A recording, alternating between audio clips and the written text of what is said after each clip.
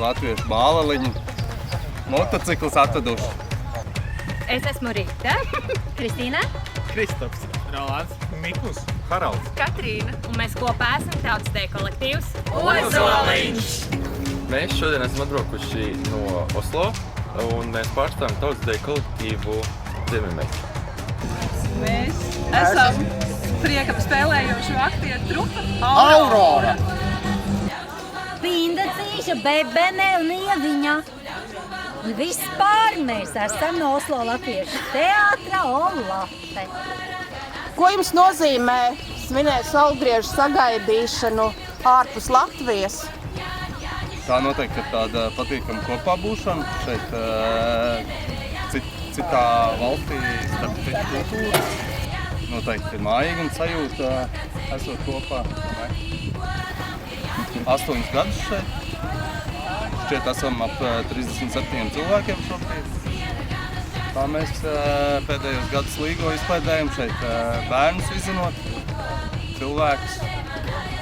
Radam viņiem arī patīkams sajūtas vai visā. Es domāju, ka mums Ozoliņam un arī visiem pārējiem latviešiem, kas ir ārzemēs, Līgo svētki, saulgrieži, kā arī 18. novembris, šie visi svētki mums ir par kopā būšanu un par labi kopā pavadītu laiku, kura brīžos mēs varam izkopt latviešu tradīcijas. Tas rada tādu latvisku sajūtu, un tādu kopības sajūtu arī, par cik mēs varam kopistiski visi sanākt un nosvinēt šo gaidīšanu, Jāņu gaidīšanu. Un, kad visi kopā ir un tādu gandarījumu un spēku rada tādu, kad latviešu tauta tiešām var. Saulgrieži ir vasaras skaļtākais punkts. Laiks, kad debesis ir tik tuvu zemē, kad mēs varam paņemt visforšāko, visgaišāko un vispriecīgāko sirds sajūtu nākamajam gadam, nākamajai sezonai. Vispār tā ir Olates dzimšanas desmitā.